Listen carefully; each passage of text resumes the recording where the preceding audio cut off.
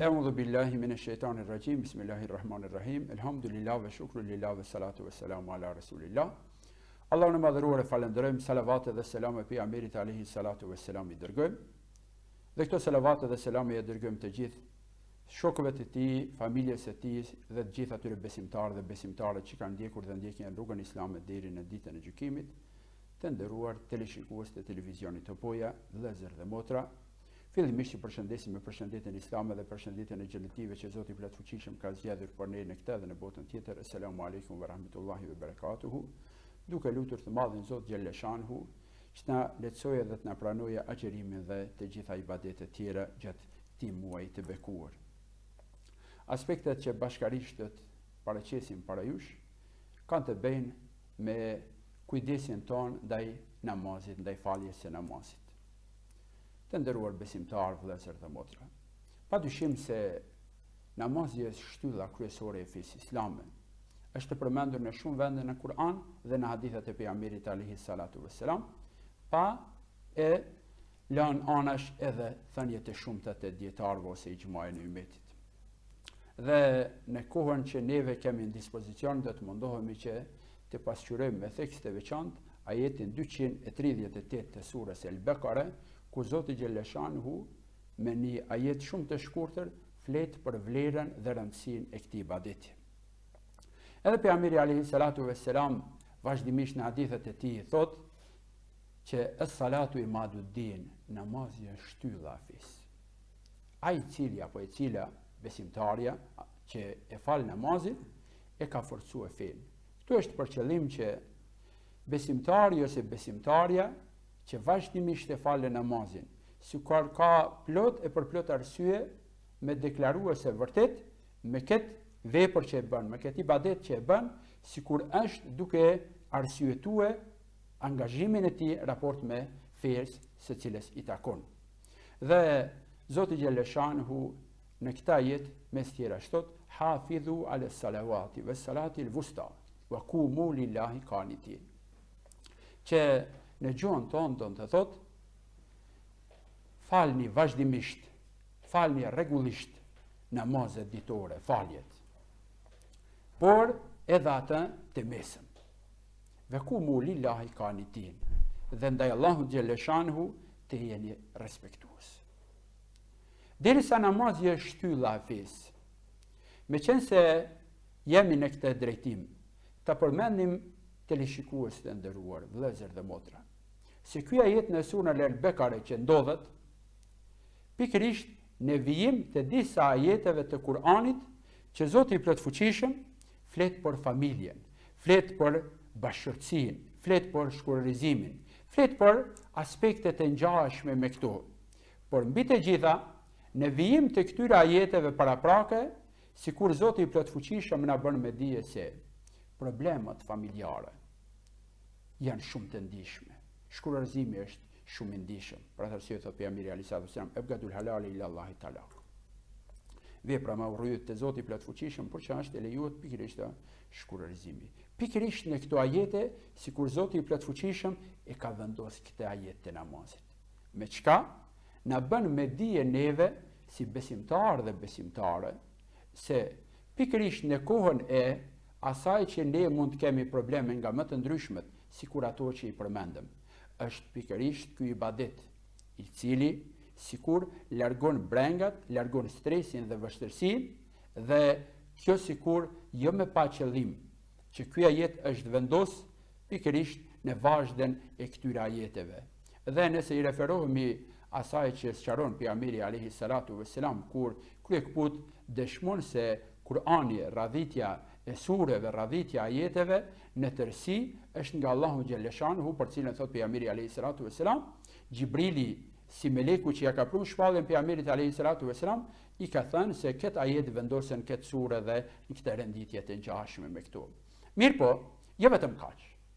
Kur kihet parasysh namazi si shtyllë e fesë, le të potencohet fakti se Zoti xhelle shanhu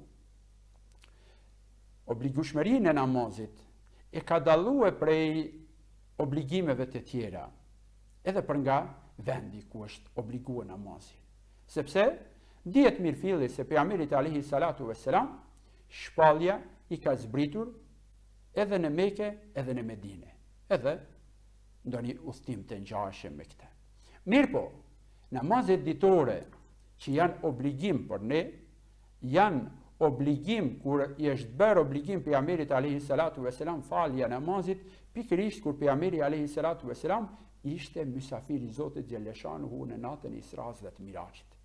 Gjë e cila edhe argumenton për vlerën dhe rëndësinë që ka namazi, sepse është pothuajse ndër ibadetet e vetme që Zoti plotfuqishëm edhe për nga vendi e ka dalluar. Gjë e cila jep me kuptuar që ne të jemi më suqel në këtë drejtim. Të jemi prej atyre që vërtet faljen e namazit e marrim si obligim ndaj Zotit plotfuqishëm dhe të jemi të kujdesshëm ndaj porosive të Zotit dhe të pejgamberit alayhi salatu vesselam. Sahabiu i ndritur, i ditur prej më të diturve, prej më të përgëzuarve, Abdullah ibn Mas'udi radhiyallahu ta'ala anhu. Me një rast thot, e pyetëm pejgamberin alayhi salatu vesselam, ja Rasulullah, o i dërguar i Zotit plotfuqishëm, cila është prej punëve më të mira për besimtarin apo besimtaren? Hadithi është i gjatë, por ne do të përmendim vetëm pjesën e parë. Dhe thot na u përgjigj pejgamberi alayhi salatu vesselam duke na thënë se puna më e mirë për muslimanin apo muslimanën është të falet namazi në kohën e caktuar. Dhe për këtë, sikur është edhe argument shtesë nga Kurani kur thot Zoti xhaleshanuhu inna salate kanet alel mu'minina kitaban mawquta. Vërtet, namazi është obligim për besimtar dhe besimtare të falet në kohën e caktuar. Dhe teleshikues të nderuar, nëse ndalemi në këtë ajet të Kur'anit famulart, shohim disa prej porosive të këtij, sepse urdhni i Zotit plotfuqishëm në fillim është hafidhu ala salavati. Keni kujdes, vazhdimisht të jeni të kujdesshëm me namazet ditore. Sikur kjo na bën me dije besimtar dhe besimtare, se ne kemi për obligim të falim 5 kohët brenda ditës. Dhe këtë obligim ta kryejm dhe ausani bis salati waz zakati ma dumtu hayya. Në një vend tjetër në Kur'an thot Zoti xhaleshanu ta falim namazin dhe ta japim zakatin ata të cilët kemi, kur ta falim, jo vetëm gjatë Ramazanit, jo vetëm në një muaj të vetëm, por ta falim ma dumtu hayya, sa të jemi gjallë dhe shëndosh, deri në frymën e fundit ose deri në momentin e fundit të jetës sonë. Dhe sikur të hym në aspektin gjuhësor, shpreha hafidhu, sikur nënkupton edhe atë që besimtari vërtet e ruan me fanatizëm. Personi i cili e din Kur'anin përmendsh, ai e ka një epitet hafidh. Ai që e ruan në memorien e tij, në mendjen e tij të tërë Kur'anin. Sikur jep me kuptue se nëse hafidhi e memorizon të tërë Kur'anin në mendjen e tij, që është prej punëve më të mira, ashtu edhe besimtari dhe besimtarja duhet të jenë të kujdesshëm në lidhje me atë që t'i falin rregullisht namazet. Dhe salati l-vusta, në vazhdim të ajetit thot Zoti xhaleshanu, t'i falim rregullisht namazet, por me tekst të veçantë Zoti plotfuqishëm e përmendën namazin e mesëm. Nëse referohemi thënieve të sahabëve të ndershëm radhiyallahu ta'ala anhum, Zoti xhaleshanu qoftë i kënaqur me të gjithë ata, por edhe dietarëve të hershëm dhe atyre bashkëkohor, sikur mendimi ma i favorizuar dëshmon se cili është prej namazeve të mesme, është pikërisht namazi i kindis. A thua vallë, pse Zoti i plotfuqishëm po përmendën këtë namaz? Po përmendën për vlerën dhe rëndësinë e tij, mirë po paraprakisht. Kjo nënkupton që besimtari i sinqert i falen të gjitha namazet ditore. Që asnjëri prej nesh nuk kemi arsyetim me thonë se unë po përzgjedh vetëm namazin e mesëm, se paraprakisht Zoti i plotfuqishëm obligon faljen e namazeve ditore. Dhe ku mu lillahi kani tim, dhe ndaj Zotit xhaleshanuhu të jeni respektues në namaz. Sikur kjo pjesa e fundit teleshikues të nderuar. Në çështjet e fikut islam, kur përmenden disa prej elementeve të namazit, në fikun islam sikur vrejmë se namazi ka 6 sharte dhe 6 rukne, ose në gjuhën tonë, i kemi thënë pjesët parapraket e namazit dhe pjesët përbërëset e namazit. Dhe njëra prej rukneve ose pjesëve përbërëset e namazit është edhe qëndrimi në këmbë.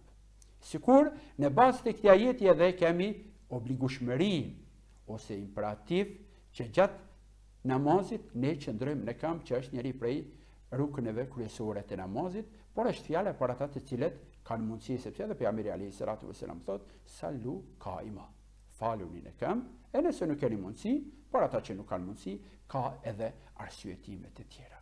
Mirë po, kur i referohemi aspekteve të interpretimit të Kur'anit, të komentimit të Kur'anit, mes tjera gjejmë se kjo pjesë e fundit e këtij ajeti, sikur na bën me dije neve si besimtar dhe besimtare, se nuk është e mjaftueshme vetëm ajo që ne të qëndrojmë në këmbë, por ka një kuptim më të gjerë, një kuptim më të madh se sa kjo. Dhe prej aspekteve që diskutohet, ka patur raste kur disa prej gjeneratave të para, në raste të jashtëzakonshme sikur edhe kanë ndërhyrë në çështje të ndryshme rreth namazit, ose kanë folë. Mirë po sikur ky ajet kur zbret, është dëshmia e fundit dhe ku mulilaj kanitin, dhe ndaj Allahut të jeni respektues. Është fjala që çdo bisedë e kësaj bote, momentin kur themi iftitah tekbir ose tekbirin e fillestar, atëherës gjithçka përfundon, sepse ne sikur jemi çkyç prej të mirave të kësaj bote dhe jemi inkuadruar në një ibadet që na lejohet vetëm ta madhrojmë Zotin e plotfuqishëm me rituale të caktuara e mbi të gjitha me këndim të Kur'anit. Dhe kjo pjesa dhe ndaj Allahut xhaleshanu të jeni respektues. Sikur paraprakisht neve na çon në atë thënie në Hazreti Aliut radhiyallahu ta'ala anhu, i cili me një rast thot, besimtari apo besimtarja të shqetësohet në fillim rreth pranimit të një vepre të caktuar. Sikur na bën me dije neve si besimtar dhe besimtare se secili prej nesh kur kemi plan ta falim një namaz të caktuar, sikur në vetveten tonë të kemi një shqetësim, a thua vallë besimtar dhe besimtare, unë pas pak do të falem, por të shpresoj dhe të lutem që ai namaz të cilin do ta bëjmë të jetë element që mu më afron me Zotin e plotfuqishëm. Pra që jep më kuptue si element para përgatitor se kur të hymë në namaz, ne të jemi të përkushtuar në maksimum për kryerjen e këtij ibadeti ose për kryerjen e kësaj pune. Andaj edhe në surën El-Maun, sikur e gjejmë edhe një ajet shqetësues për disa prej besimtarëve ndoshta. Kur thot Zoti feveilul lil musallin, të mjeres për ata të cilët falen, e ndaj namazit të tyre nuk janë të kujdesshëm. Që jep më kuptue se ne si besimtar dhe besimtare, vërtet në kryerjen e këtij ibadeti duhet të ndihemi shumë të lidhur fort. Nëse i referohemi praktikës së pejgamberit alayhis salatu vesselam, praktikës së sahabëve radhiyallahu ta'ala anhum, e gjejmë se momentet më të mira të tyre janë pikërisht në namaz. Sepse jo rastësisht pejgamberi alayhis salatu vesselam, momenti kur njeriu është më afër me Zotin e plotfuqishëm është pikërisht namazi. Kur njeriu pjesën më të ndritur të trupit të tij, fytyrën e tij, ballin e tij, e vën në tokë, e vën në sejdë, si shej adhurimi që kemi ndaj Zotit plotfuqishëm. Andaj secili prej nesh sikur kur të hymë në namaz, të hymë paraprakisht me besim të thellë. Dhe nëse para namazit kemi patur brenga, me fillimin e marrjes së abdestit, sikur ne freskojmë trupin tonë. Dhe me vijimin e namazit përkatës, sikur ne tashmë nuk freskojmë vetëm trupin tonë, por freskojmë edhe shpirtin tonë. freskojmë edhe ndjenjat tona, me fjalë të tjera. Para namazit jemi ndryshe, por gjatë namazit vërtet ndihemi shumë ndryshe. E pse të ndihemi ndryshe? Ela bi dhikrillahi tatma'innul qulub. Me të vërtet, zemrat tona qetësohen, shërohen, stabilizohen, me çka? Me përmendje të emrit të Allahut xhelle shanuhu.